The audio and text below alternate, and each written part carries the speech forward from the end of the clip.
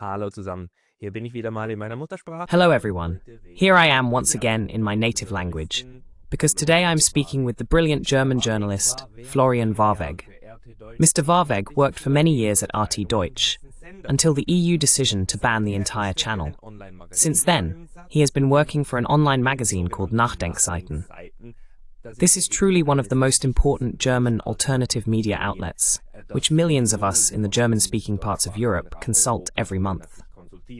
Mr. Warweg is also an essential journalist because, at the Federal Press Conference, the de facto media mouthpiece of the German government, he repeatedly asks the most critical questions of all. That's what we want to talk about today. Mr. Warweg, welcome. Herr Warweg, willkommen. Thank you for the invitation. Ja, danke, dass Sie es angenommen haben und dass wir uns mal auch über Ihre Arbeit Yes, thank you for accepting and for giving us the opportunity to talk about your work, because you are extremely active. You attend the Federal Press Conference, although it's not always clear whether that will continue for much longer or not. And you ask very, very critical questions there, especially about what is currently happening with the war in Ukraine, but also regarding COVID and other topics. And there were attempts to deny you access to the Federal Press Conference. Could you briefly explain to us what happened there? Könnten Sie uns kurz vielleicht erklären, was dort passiert ist? Ja, also ich war ja, das hatten Sie schon angesprochen, meine Tätigkeit für RT. Yes, so I was, as you already mentioned, present at the Federal Press Conference during my time working for RTDE. However, this might be going a bit off topic, but there are actually two ways to access the Federal Press Conference. One is through the VAP, which is the Association of Foreign Press. But all German journalists who work for German media get in through the Federal Press Conference itself. And the Federal Press Conference, which might not be clear to everyone because it sounds so official, is actually a private association. And they basically took the position, we are a private association, just like the stereotypical chicken or rabbit breeding club, and we decide ourselves who gets in. Eingibt und wir bestimmen selbst, wer reinkommt, und der Warweg, das überzeugt uns nicht. And Warweg, that doesn't convince us. They didn't want him in there. Then at short notice, they did let me in after all.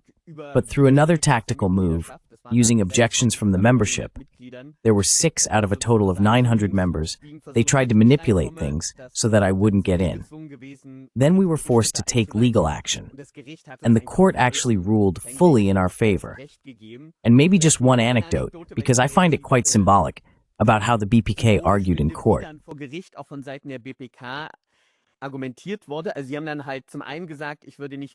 So on the one hand, they said I didn't talk enough about federal politics, which if you're familiar with my journalistic work, is clearly a very weak argument. And the other thing is, they presented contradictions from my membership. And one of them, which they actually presented in court, was, for example, Mr. Warweg made fun of our foreign minister Annalena Baerbock on X, which was still called Twitter at the time. And things like that are actually used as arguments, or at least they tried to use them. And I think that shows a bit of the spirit with which they tried to get me out of the BPK.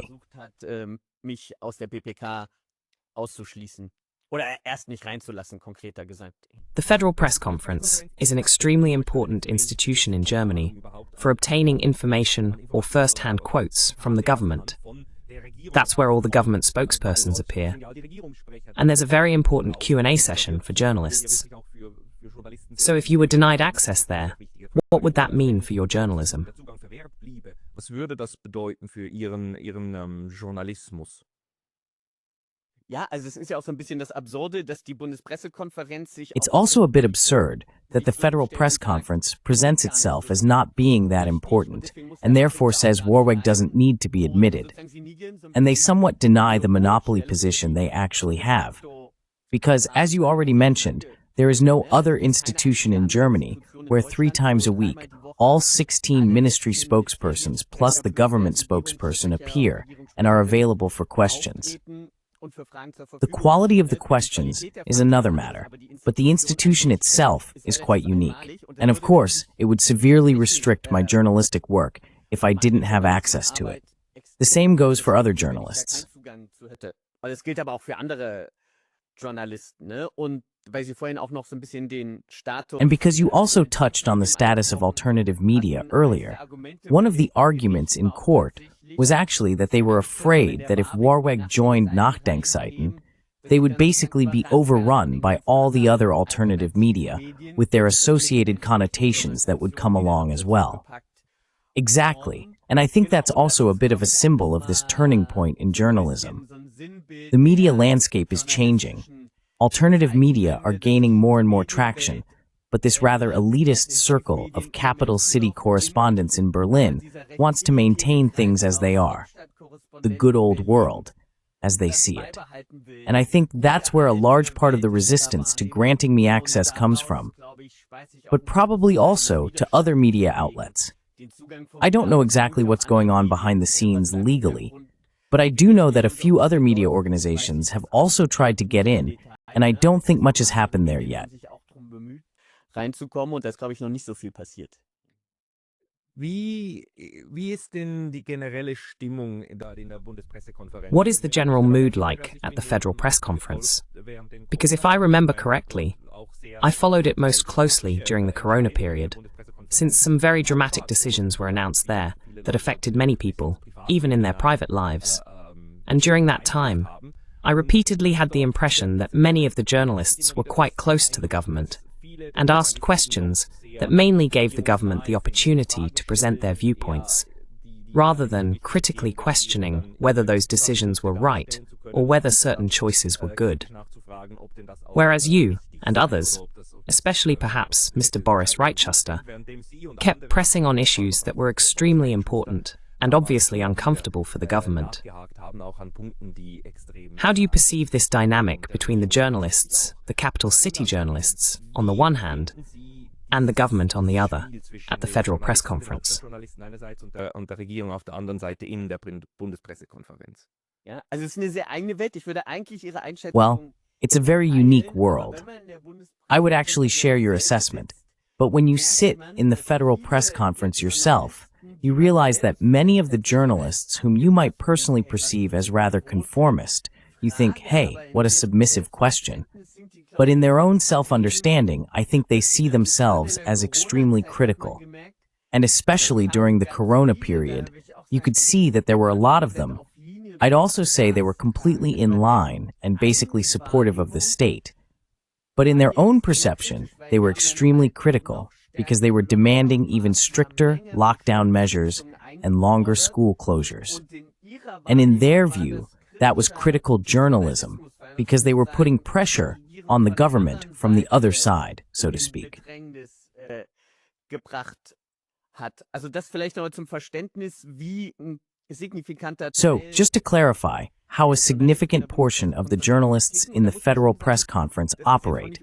And it has to be said, this isn't necessarily representative. One example I like to mention is the whole scandal surrounding CUMX, where billions were siphoned off at the expense of German taxpayers, and where the former chancellor was heavily implicated. And in that case, there was indeed critical investigative work by outlets like Spiegel or T-Online.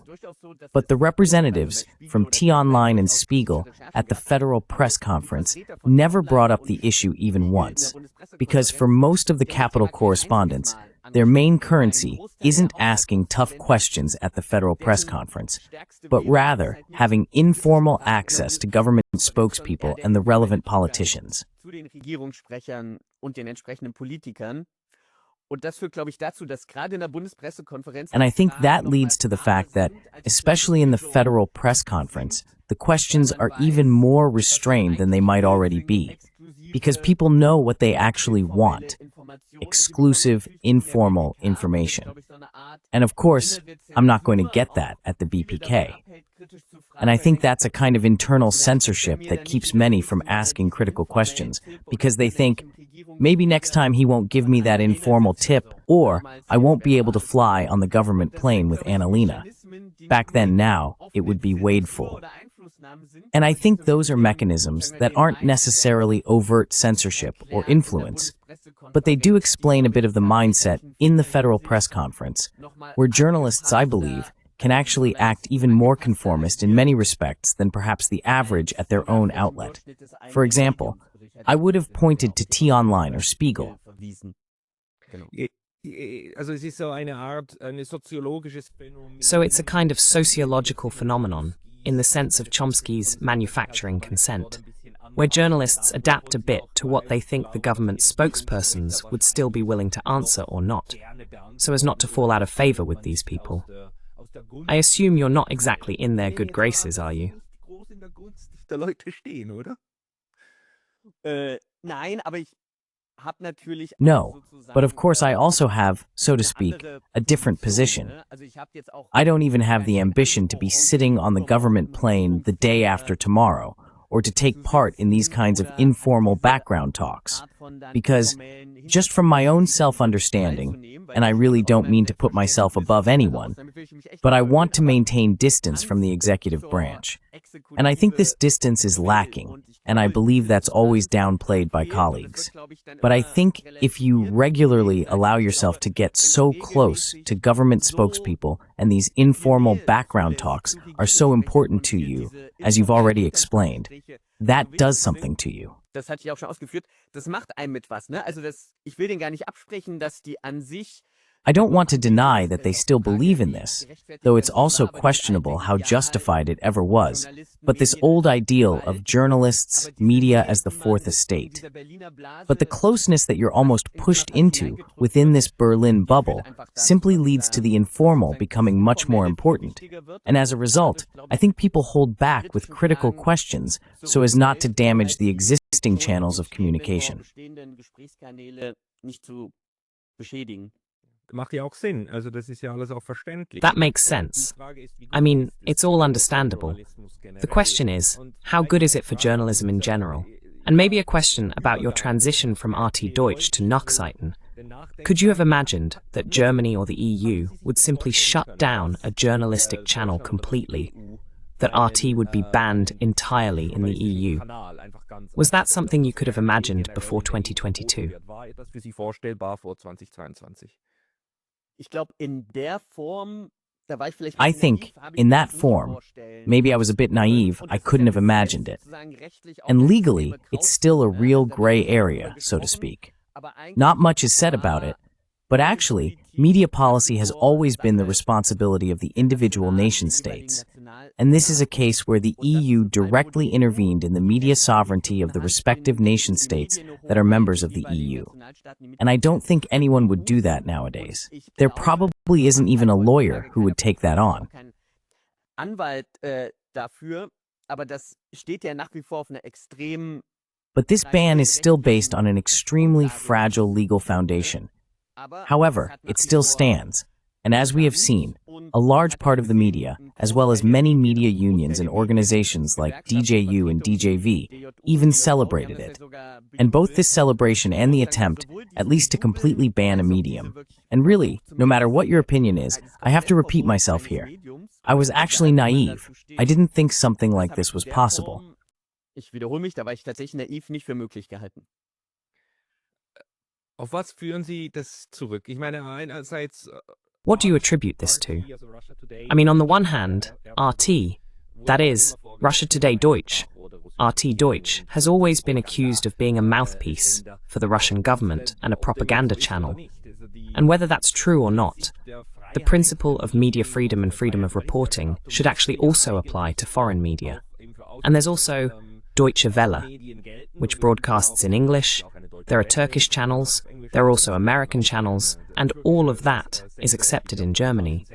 That this diversity of media, this diversity of foreign media, is desired. Except now when it comes to Russia. I mean, people explain it with the war in Ukraine. But do you feel there's more to it than that? Aber da haben Sie das Gefühl, da steckt noch mehr dahinter? Ja, ich glaube, die Tendenzen gab es ja auch schon vorher, ne? Also Yes, I think those tendencies existed even before. I believe the war in Ukraine was more of a pretext. The attempts were already there beforehand. So I think it's a mix of Western politics, where people say the Russian can only do propaganda, everyone who works for them is being controlled from abroad, and isn't a real journalist anyway. That definitely helped, that people said, or still say, that these aren't journalists, that it's not a real media outlet. Keine Journalisten, das ist kein richtiges Medium. Dadurch ist das auch nicht so tragisch mit der Pressefreiheit, wenn man die verbietet. That's why it's not so dramatic with press freedom if you ban it, because it doesn't really apply in this case. It doesn't even. And the other thing is, of course, it's also a sign of weakness, because a self-confident state, a self-confident government would say, sure, let them do what they want. Our society can handle that. And the fact that they didn't do that, but instead resorted to a ban, I think censorship is, in most cases, a sign of weakness and also a lack of self-confidence. And I think that's shown here again, par excellence. And what is your perception now, even as you interact with all these government spokespersons? Is the government's uncertainty increasing, even if they won't admit it? In other words, is this weakness becoming more noticeable? Gute Frage. Da tue ich mich tatsächlich. Good question.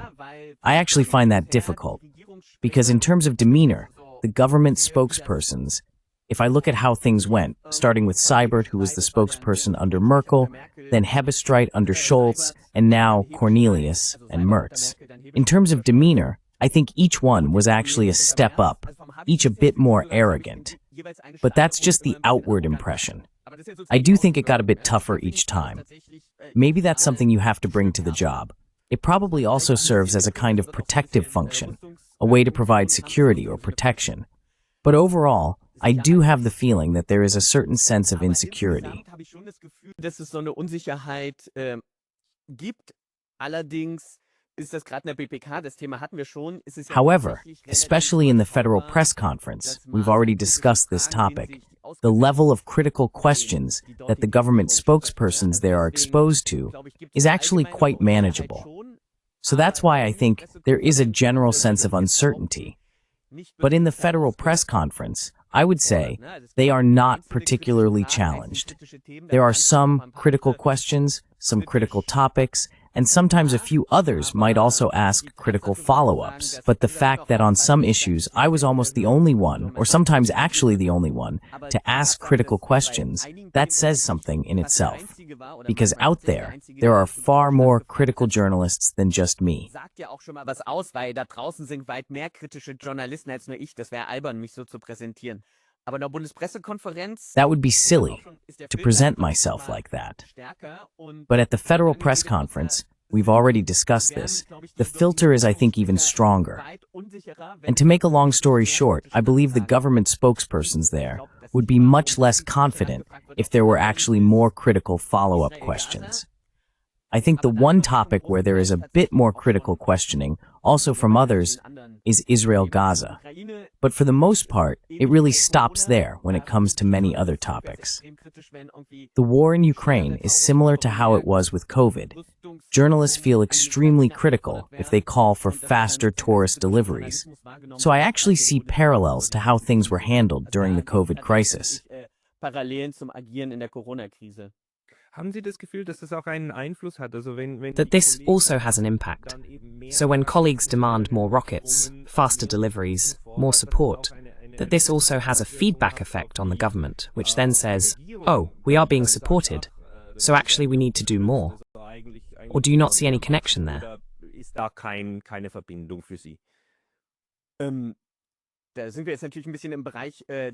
Now, of course, we're a bit in the realm of speculation, but I would still say that's definitely the case. That's the famous Berlin bubble. You move within it. And it's not like, especially given the work rhythm here, there's much time to be outside of this Berlin bubble. And when the so-called fourth estate, which you think of as the ones who critically accompany us, comes from the other side, I do think that has an effect. That you think, hey, if even the fourth estate is supporting us in this, then we must be on the right track. And there are only very rarely movements against that. I think the last one was a Forza poll came out, I think last week or the week before, representative, where 75% of German citizens said, for example, that because of what's happening in Gaza, they do not support any further arms deliveries to Israel. Und in der BPK würde ich sagen, and in the Federal Press Conference, I would say, and also at the government level, the perception and also the distribution of opinions, I think, is almost the opposite. So there, a large majority is in favor of further arms deliveries. And this confrontation with a different social climate happens relatively rarely. That's why I would agree with you on many topics. Or for example, CUMX, which was actually a gigantic scandal. If only one journalist, who is already somewhat dismissed as, we don't really need to take him seriously, asks questions, then you're also in a world where you say, hey, they're not even asking critical questions, so it's actually not that problematic. Wie erklären Sie sich das? Für mich ist das ja eine epistemische. And how do you explain that? For me, it's an epistemic community, meaning the journalist bubble, and many of these people have similar ways of thinking. But when you also see that the general public actually prioritizes different topics, or weighs certain issues very differently, while the journalistic elite essentially reverses this, where does that come from? There are also interesting studies, for example, about the difference between public opinion and published opinion, and they often don't align.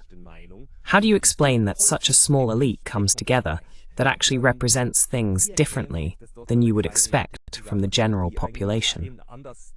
Repräsentiert, als man sich das vorstellen würde aus der allgemeinen Bevölkerung. Ja, also Sie hatten ja auch schon Chomsky angeführt, vielleicht können wir auch noch Yes, well, you already mentioned Chomsky, and maybe we can also bring Bourdieu into the discussion. I think this combination gives us a good approach to the topic. So, one aspect, which both Chomsky and Bourdieu address, is the social hegemony or coherence within the field of journalism.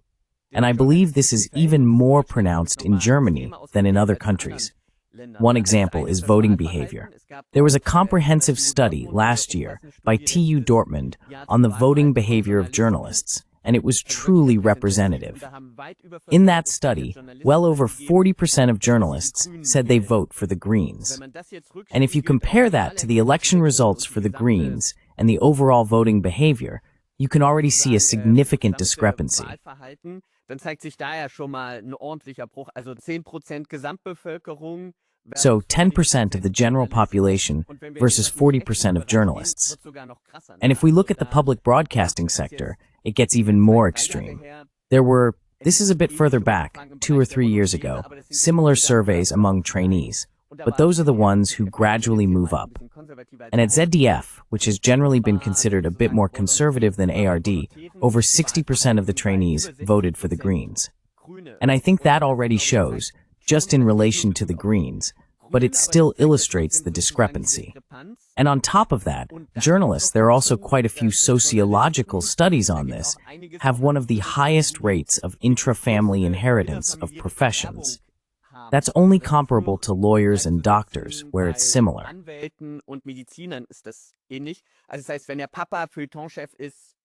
So that means if the father is the features editor at the Süddeutsche Zeitung, then the daughter will also pursue a journalistic career. This kind of intra-family handover is extremely pronounced in journalism, at least in West Germany. And of course, this also leads to an extreme social filter. Journalists, especially if you look at leadership positions in German journalism, are almost all, actually all, people socialized in West Germany, from the upper middle class in Hamburg, Heidelberg, Berlin, Munich, who completely dominate this field. And then I want to mention one last aspect, if you also look at who actually trains journalists in Germany. Bildet eigentlich in Deutschland Journalisten aus, ne? Das ist auch ziemlich krass, weil dann sind wir auch wieder bei That's pretty intense, because that brings us back to Chomsky and issues of ownership. A large part of the German media market, both print and online, at least the private sector, is roughly controlled by 5 major media corporations, media houses.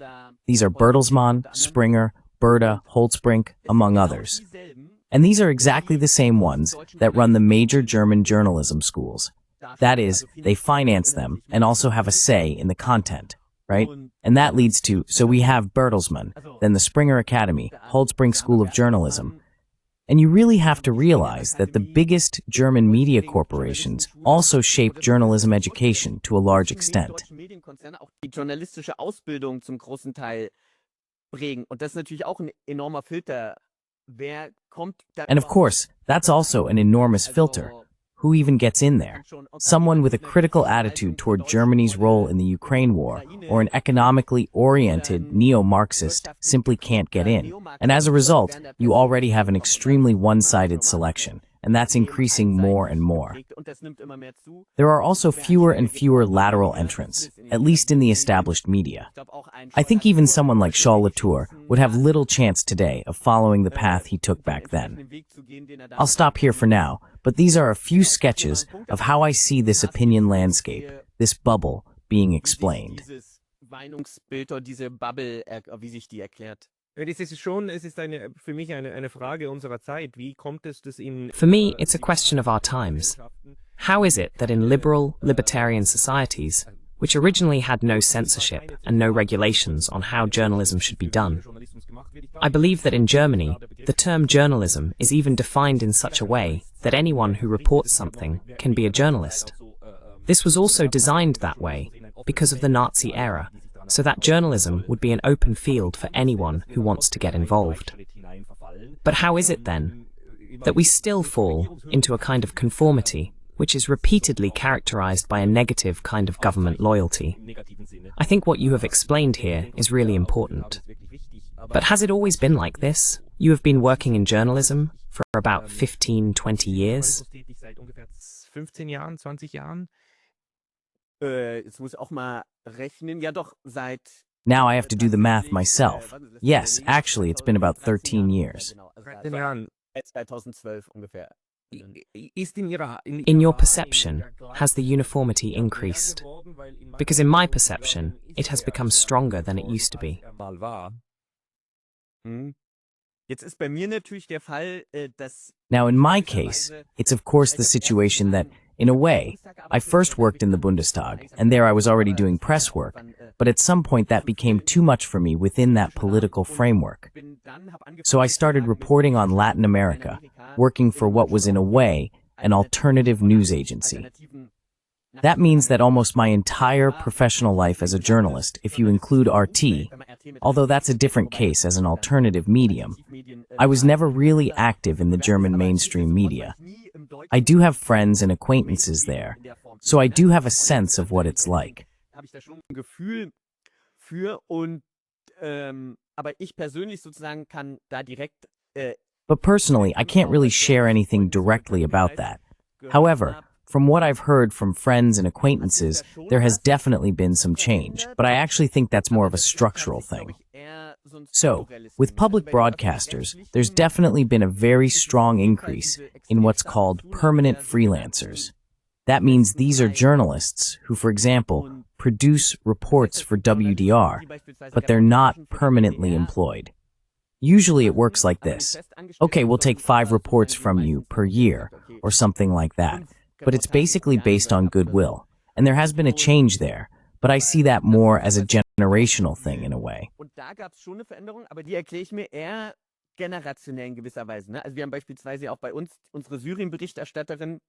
For example, we have our Syria correspondent, Karen Lukefeld, who for a long time also produced reports or wrote for public broadcasters. And then, about 10 years ago, that came to an end. She was accused of being too close to Assad, even though she simply reported on both sides. And this fixed freelance system, just to explain briefly, leads to the following. You work, let's say, for WDR and offer them articles or reports, and then the main editor, who is of course a permanent staff member, decides which ones to take. And there were times, I think at least until the early 2000s, when this was always the way it was done. There was definitely more openness in terms of content. But at some point, the thumb started turning down more and more often for a lot of people. Irgendwann wurde der Daumen immer öfters nach unten gezeigt bei ganz vielen. Und entweder hast du dann wirklich die And either you really have the guts and say, okay, then I'll find another way, or you adapt. And most people adapted. So in a way, there was this instrument of financial dependence, because of course I think to myself, okay, you get to know the editor, and then you adapt. Okay, this topic and that topic don't go over so well, and which topics don't go over so well. For example, it was similar with Ulrich Hein, who reports for us from Moscow, that at some point he said, and this was already starting in the early 2000s, that everyday stories about Russia suddenly were no longer being accepted at all. Über Russland plötzlich gar nicht mehr genommen worden sind. Da hieß, ey, es muss immer auf jeden Fall eine kritische Komponente sein. There always has to be a critical component, no question about it. You can absolutely demand that, and I don't see a problem with it in itself. But it becomes one-sided when you say, I'm bringing these everyday stories from the US, I'm bringing them from France. The editor never says, yeah, but in this piece about New York, I'm still missing 2 minutes about homelessness and social decay. And in public broadcasting, I would actually say this system of permanent freelancers and the dependence on the goodwill of editors, and a new generation of editors who have somehow internalized this attitude-driven journalism is at least one possible explanation for the privilege.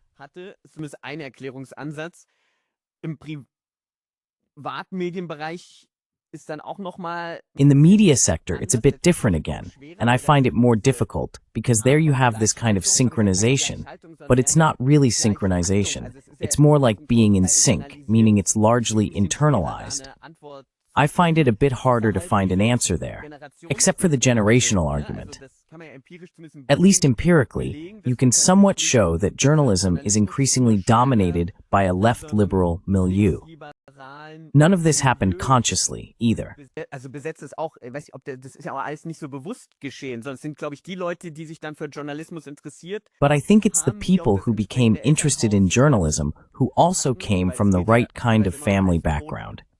Because journalism is still partly considered a profession that doesn't pay well. That means you tend to have more left-liberal, well-educated middle-class backgrounds where people say, sure, go ahead. If necessary, Dad will pay for your studies or your training. And yes, I think there are a lot of social factors that have led to a specific social milieu increasingly dominating the path into journalism. And those are the people who are now in leadership positions. Das sind die Leute, die mittlerweile in Führungspositionen sind. Ich nehme das auch so wahr, es ist ein soziologisches Phänomen. I also perceive it as a sociological phenomenon. And to what extent is the question of ideology, of good journalism, of what should and shouldn't be reported, now a very pressing issue? One that you perhaps also discuss with colleagues who don't agree with you. For example, whether certain things should be reported on at all or not. Let's take, aside from ideology, the example of Syria, that human rights violations are now taking place there under the new leadership, which is being recognized, and that the current president of Syria was, until recently, considered a wanted terrorist with a $10 million bounty, not bail, but a reward, on his head. Are these the kinds of things where people say, no, we'd better not talk about that now, because it doesn't quite fit the narrative that's currently in vogue? Die Erzählung, die jetzt im Moment gerade en vogue ist. That also raises the question of how consciously this happens. I have to say, this kind of exchange is rather limited at the Federal Press Conference. Just a brief aside, if anything, I might get a hidden smile or a wink from the government spokespersons, within the auditorium, so to speak. There is a lot of distance toward me from the German colleagues, I have to say. The international ones, whether from Al Jazeera or the New York Times, are totally relaxed in their interactions with me, and there's plenty of exchange there. But the German colleagues really do keep their distance, so at least in that context that's the case. But there are other opportunities. Yes, but there. So, now to the specific topic of Syria. I don't think that's a winning issue. People really hold back on that. It's similar with Israel-Gaza, actually. Ähnlich ist es auch tatsächlich Israel-Gaza. Also ich kann mich wirklich an keine einzige kritische Frage. Honestly, I really can't remember a single critical question, whether from RTL, ARD, or ZDF, on this topic. I think they do see it somewhat critically, but it's clear.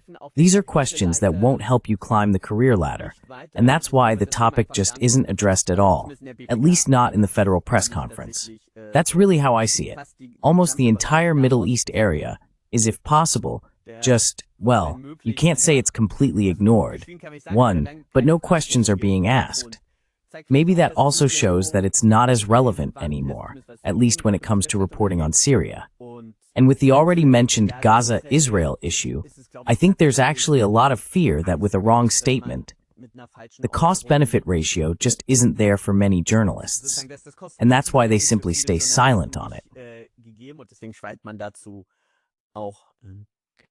Und wie sehen Sie jetzt auch die Rolle der alternativen Medien? And how do you see the role of alternative media now?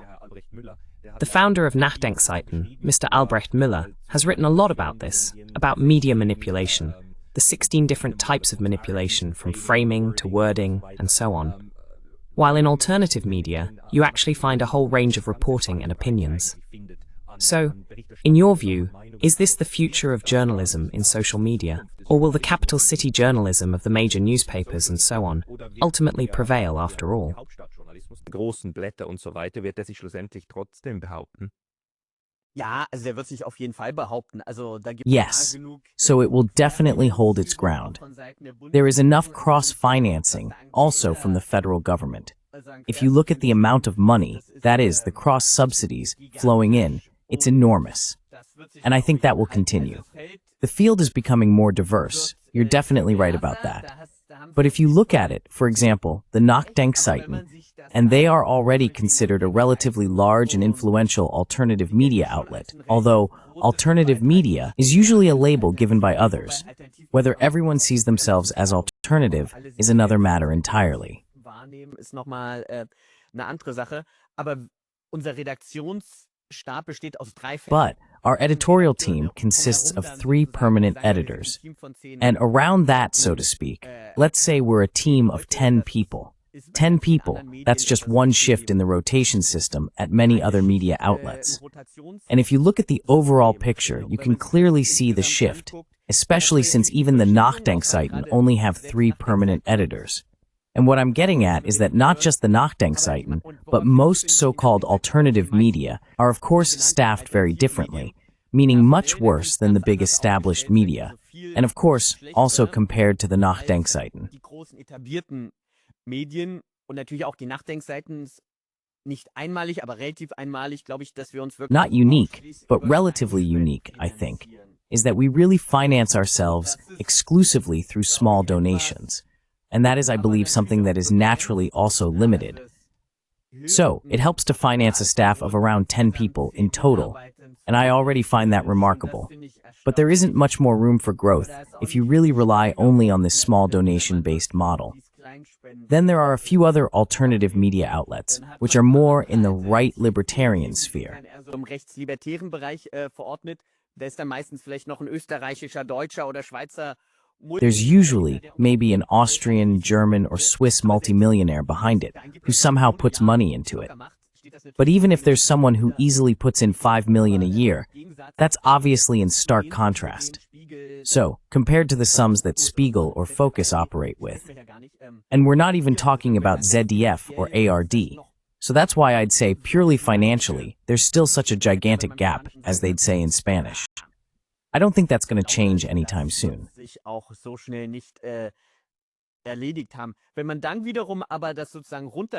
If you break it down like that, in other words, if you look at how many resources alternative media outlets have and what kind of reach they achieve with them, then the situation looks quite different. I would say those are actually pretty remarkable developments. And you can really see that on social media. For example, Spiegel Online. I don't even know how many followers they have, but let's say it's 2 million.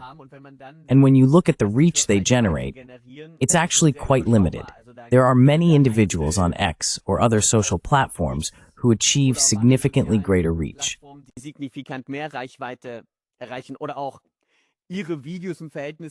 Or if you compare their videos to the products produced by, for example, ARD on YouTube, you really can't compare them.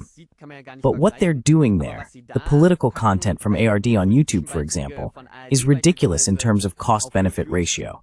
Most of it only gets into the low tens of thousands of views at most. So something is definitely changing there. But this hegemonic position, while it is being challenged and is starting to crumble, well, crumble is actually too strong a word. There are definitely some shifts happening, but I think in their main focus, they'll be able to maintain their strength. Ja, also gegen diese Milliarden. Well, it's just very difficult to compete against these billions in funds, whether tax money or other sources. In your opinion, what is something that mainstream media can produce that is simply out of reach for outlets like the NachDenkSeiten? If there were $1 million budget, they would do such a production, but that's just not possible. What kinds of categories are there? Documentaries? What can the big players do that the smaller ones simply can't, because they lack the resources?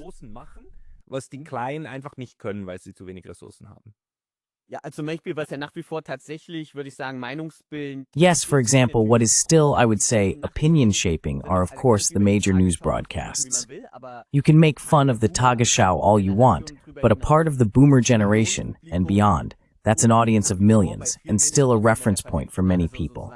So news broadcasts, and then in terms of opinion leadership, sometimes even more pronounced, these talk shows or political discussion formats.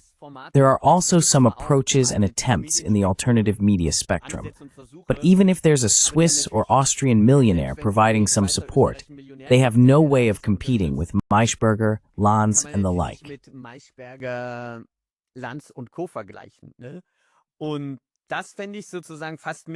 And I would say that's almost the most exciting thing, because it really is becoming more and more one-sided in terms of which guests are allowed and which are not.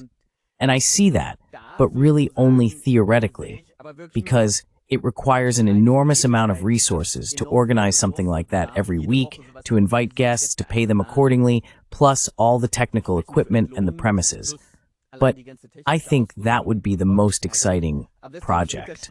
I mean, there was also the attempt, Ken FM, for example, which shows me that it has been achieved from time to time, but to build something like that sustainably, so that you really have a corresponding format every week with a truly broad invitation and discourse policy.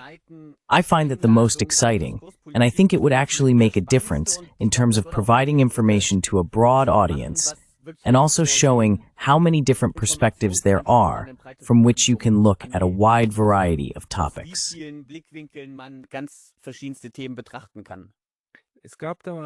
There's still that talk show in the hangar. I think that's an Austrian format that tries to do that. But in fact, yes, more than just tries.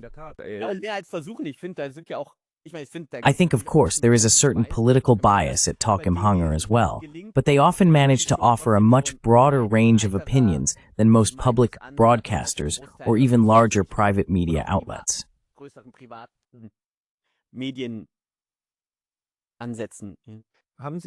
Do you have the feeling that public broadcasters might eventually return to a different approach, that maybe this ideological phase could eventually come to an end? Ist das einfach eine zu optimistische Hoffnung? Or is that simply too optimistic a hope? Yes, I mean, after all, we are still human beings and human societies, and I wouldn't want to underestimate their dynamics either.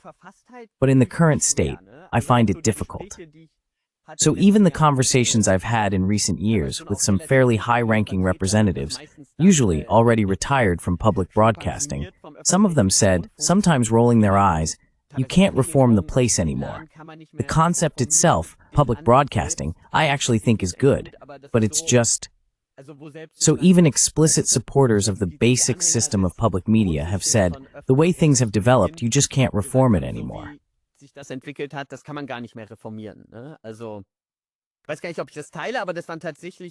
Well, I'm not even sure if I agree with that. But those were actually pretty much the unanimous responses I got from former employees in the sector. You also have to consider that sometimes things like this depend on individuals. So if a different director comes in, I can imagine that at least in certain areas, if we break it down in specific talk show formats, they might say, hey, let's open this up much more broadly. And that's actually, well, there are often idealizations, and I'm far from idealizing the Bonn Republic. Those were very different times. But I did feel that there was a greater openness to a much broader spectrum of opinions than we find today. So now I'm really narrowing it down to the area of talk show formats. Ja, und das Meinungsspektrum ist auch aus meiner subjektiven Perspektive enger Yes, geworden. Also and from my subjective perspective, the range of opinions has also become narrower. So the corridor of acceptable opinions is narrower than what we've had before. Do you have concerns that censorship could return to Germany beyond just RT, for example? That there could be a crackdown on online media? We've seen in the US how there was the idea from the Biden administration to basically set up a Ministry of Truth and monitor social media, and how that was actually done, on Twitter, for example, where content was filtered, more or less directly, by the government. So how do you see the risk of such censorship in Germany and Europe? Die Gefahr solcher Zensur in Deutschland und Europa. Also ganz kurz auf Ihre Anspielung So, zurückzukommen, diese just briefly to Twitter-Files, come back to your address, wenn ich jetzt in these Deutschland Twitter leben files, würde, if I were to ask colleagues here in Germany from the mainstream, if we stick with that label, I think many of them aren't even aware of it. It was actually a huge scandal that wasn't picked up at all, at least not in the context of the leading media. But aside from that, the question would be, could you repeat the question again? Können Sie die Fragen nochmal wiederholen? Sorry. Also ob Sie So, do you have any reason to fear that censorship will increase, and that a crackdown could also come to social media? auf den sozialen Medien kommen könnte. Also ich habe das immer so ein bisschen als übertrieben. Well, I always kind of dismissed that as a bit exaggerated for a long time, maybe also as a kind of self-protection, but also because I thought we weren't quite there yet. But by now, the censorship regulations, especially those driven by the EU, are increasing to such an extent that I'm starting to think, yeah, so the latest case was this current, I think, 17th sanctions package against Russian disinformation, where 2 German citizens were heavily sanctioned.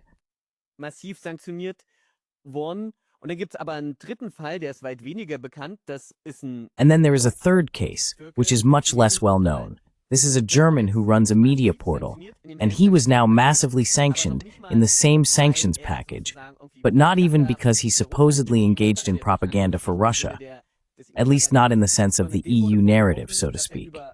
Instead, he was accused of reporting on pro-Palestine demonstrations in Germany, and by doing so, he allegedly indirectly supported the Russian Federation's attempts to destabilize Europe and Germany, or to portray them as destabilized. And this person, I mean, he lives in Germany with 3 children, no longer has access to his accounts, cannot receive or make payments, cannot pay rent, cannot pay lawyers, and cannot leave or enter Germany. Und kann Deutschland weder verlassen noch einreisen. Und das sozusagen mit der Begründung, weil kryptisch. And so to speak, with the justification that he reported cryptically about something the German government doesn't like. The hammer of Russia sanctions hasn't been used yet, so to speak. And I find this an extremely striking example because with this argument that his reporting is indirectly serving the interests of the Russian Federation, you could actually sanction any kind of critical reporting. You could also say that a report on anti-worker measures in the course of the Zeitenwende and the allocation of certain sums to the German defense budget would also, by this logic, be an indirect support of the Russian regime. Auch das wäre in der Logik eine indirekte Unterstützung des russischen Propagandanarrativs. Propaganda narrative. And that something like this is possible without any resistance. I mean, there's no court ruling against him, nor against Rupper and Lipp. But what I mean is, at least they, well, in quotation marks, what does at least even mean? But they aren't directly affected by it. But the fact that you can be sanctioned in Germany in this way, with this reference, I'm repeating myself now, to having indirectly contributed something to something, that really is Orwell 2.0 par excellence. Orwell 2.0 par excellence. Also es ist schlimm auf so vielen verschiedenen Ebenen, dass es wirklich schwierig ist. Well, it's terrible on so many different levels that it's really hard to put it into words. Because even if this gentleman, Dogu is his name, right? Dogu, exactly. Even if Mr. Dogu had been spreading pro-Russian narratives, that would still actually be protected. But he didn't even do that. He simply filmed and shared footage of protests, and that's what he's being accused of. And the fact that here in Europe, in the EU, we now have this phenomenon where the EU imposes sanctions from above against unwelcome journalists, and in the most brutal, human rights violating way, without court rulings or anything like that. And then Germany, or the member states, just implement it like that. That's highly problematic. And do you know if Mr. Dogu will take action against this? Because in my opinion, he should actually be able to immediately file a complaint with the European Court of Human Rights against such a violation of his fundamental rights.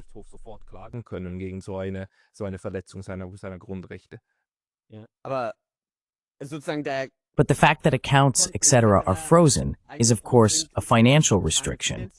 And then it's also the case that you can't really take legal action against sanctions of this kind. And even if you could, it would be a process that takes several years. But that's also the insidious thing about this type of sanctioning, which massively infringes on fundamental rights. The EU actually isn't allowed to do that. So, infringements on fundamental rights are supposed to happen only, specifically in Germany now, through German laws, legitimized accordingly by the Bundestag. And none of that applies here. And that's what's so extreme, how the EU, similar to the RT ban, enforces something that de jure it's not even allowed to do, but nobody cares. And now, in the case of Mr. Dogu, there's also the almost complete silence from his colleagues. Fast komplette Schweigen der Kollegenschaft. Ja? Also es gibt eigentlich ich kann kein einziges Beispiel von einem Journalisten. Well, actually, I don't know a single example of a journalist from the mainstream media field who has problematized this in any way.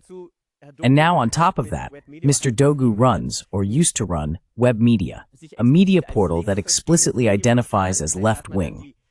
That means you have, let's say, the right libertarian, though the classifications aren't always clear, but I'll put it that way, the right libertarian alternative media, who, because of his political orientation, I think aren't interested in the case either. And the fact that such an, as you already said, truly blatant infringement of fundamental rights is being accepted so nonchalantly by everyone, just because it doesn't affect them personally at first, I find pretty shocking. And honestly, it doesn't paint a good picture of the alternative media landscape, which is largely trying to ignore the case.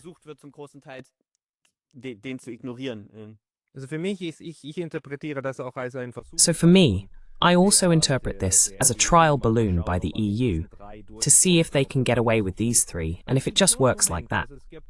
Because there have been instances. For example, there was Mr. Prigozhin's mother, who was sanctioned, and she filed an appeal against it, on human rights grounds, I believe even at the European Court of Human Rights, and she won. So the court said no, the EU is not allowed to do that. Do you know if these three sanctioned citizens, 2 Germans and the German-Turkish colleague, are taking action against it?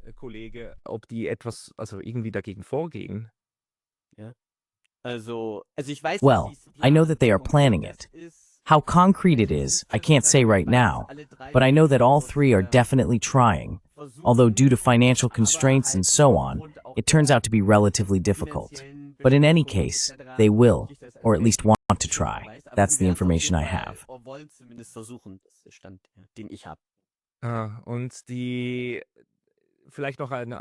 And perhaps one last question. The general state of journalism in Germany, but also in German-speaking Europe, including Switzerland and Austria. Where do you feel there is still the most freedom, and where can you still read the most diverse opinions? Do you mean by country? In general? In German-speaking Europe? Where do you go if you want to be thoroughly informed? Or where do you go if you want to be thoroughly informed?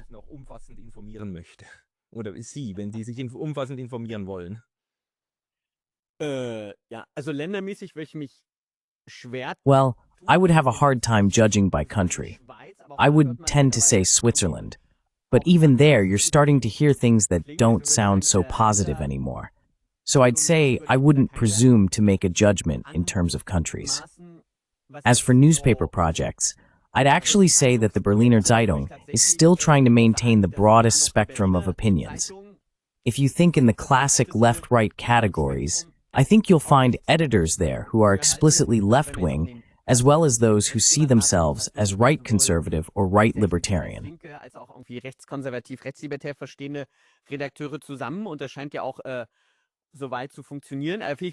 And that seems to be working so far. I find that, at least in the Berliner Zeitung, the range of opinions is the broadest currently available in the German-speaking world. In Switzerland, I would say, also with a certain bias. But overall, I do think that Weltwoche has a very broad approach, even though it has a relatively small core staff. The NZZ, among the established media, at least offers more diversity of opinion these days than perhaps its German equivalent, the FAZ. So you can't make a direct one-to-one comparison, but if I look at the FAZ and Süddeutsche compared to the NZZ, I do see more intellectual leeway there.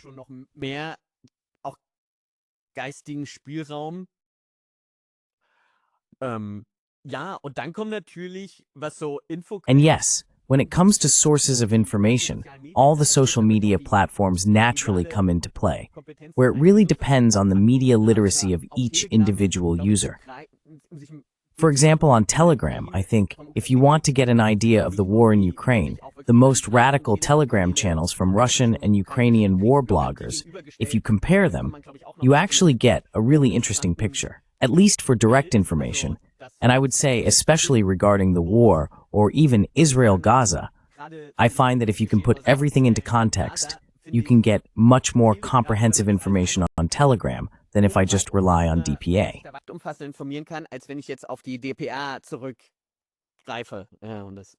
Well, yes, I actually see it the same way. In order to be fully informed, unfortunately, you have to do the hard work these days and really read through the sources yourself, which then becomes a problem in terms of people's time resources.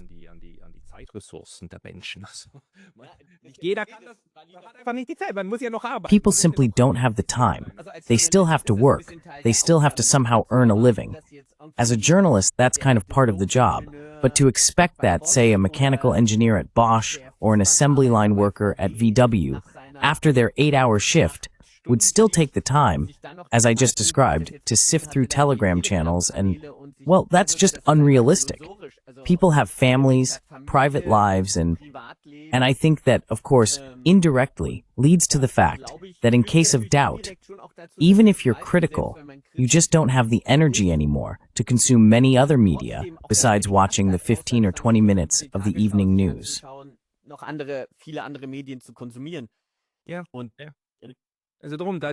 Yes, well, that's exactly why the major mainstream media should serve as a filter and present things in such a way that you can get a good overview in 30 minutes. And if it all starts going in just one direction, then we have a societal problem, which unfortunately we are experiencing right now. But that's why I'm glad there are people like you, Mr. Warweg. People who want to read more from you should definitely subscribe to your Twitter account and check out NachDenkSeiten. Are there any other platforms where you write?